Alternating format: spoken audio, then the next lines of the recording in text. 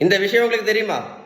இன்னைக்கு இந்தியாவில் மட்டும் 11 பேருக்கு 11 பேரில் ஒரு ஆளுக்கு சுகர் இருக்குதான்.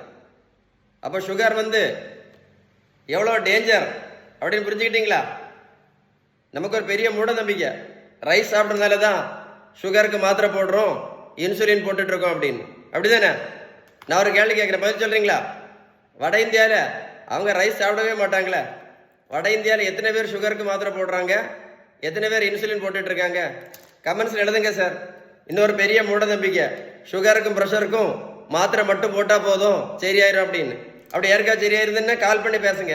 யாருக்கா சரியா இருக்கா?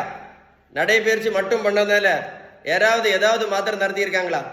சொல்லுங்களேன். ஏதாவது மாத்திரை நடைபயிற்சி மட்டும் பண்ணதுனால நல்லா கேட்டுடுங்க. ஓகே, 1 கிலோமீட்டர் நடைபயிற்சி பண்ணினா கூட 40 to 50 கேலரி மட்டும்தான் எரிக்க முடியும்.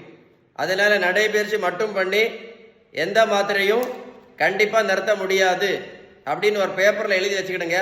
அப்பதான் உங்களுக்கு மைண்ட்ல கரெக்டா புரியும். எழுதி வச்சுட்டீங்களா? இன்னொரு பெரிய மூட நம்பிக்கை, இப்ப ரொம்ப ஃபேமஸ், வெந்தயம், ஆவாரம்பூ இல்லையா, கொய்யா இலை, கிரீன் டீ, கருவேப்பிலை, கரிஞ்சீரகம், நெல்லிக்காய் ஜூஸ், நாவல் பழம், இப்ப மாங்காய் இலையும் ரொம்ப ஃபேமஸா இருக்கு. இதெல்லாம் நல்லதுதான். நான் இப்ப சொன்னது எல்லாமே நல்லதுதான். இதெல்லாம் சாப்பிட்டதுனால யாராவது ஏதாவது மாத்திரை நடத்தி இருக்காங்களா? இல்லை யாராவது இன்சுலின் நடத்தி இருக்காங்களா? சொல்லுங்களா. சுகருக்கு ஒரே ஒரு மாத்திரை போட்டுட்டு இருந்த சுகர் பேஷண்ட் இப்போ 3 மாத்திரை போட்டுட்டு இருக்காங்களே.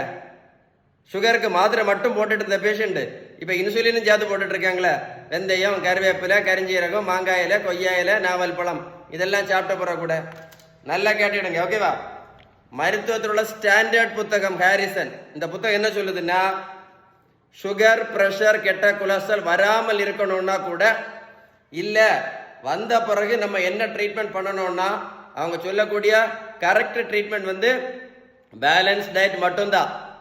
அப்புறம் உடல் உழைப்பு, அப்புறம் நல்ல தூக்கம், கடைசி தான் என்னது, மாத்திரையும் இன்சுலினும். நம்ம யாரும் இது பண்றதே கிடையாது, இது பண்றதே இல்லை. புரிஞ்சிருக்கோம் நினைக்கிறேன்.